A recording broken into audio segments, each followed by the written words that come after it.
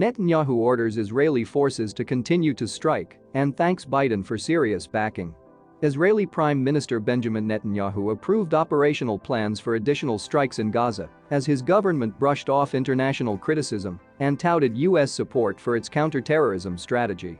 The directive is to continue to strike at terrorist targets, Netanyahu said, per the Times of Israel. We will continue to act as necessary to restore peace and security to all residents of Israel.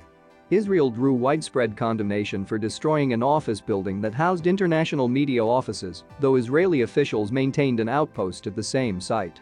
Secretary of State Antony Blinken and other U.S. officials stressed the need for media safety in Gaza, but Netanyahu's team has touted U.S. statements of support for Israel's right to self-defense, while sidestepping Western calls for an end to the fighting. Israeli officials contended the building also housed Hamas elements.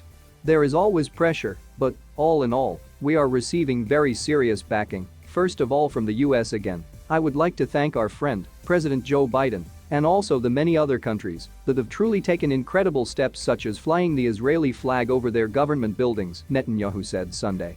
We have international backing, and we are using it in our natural right to self-defense, as well.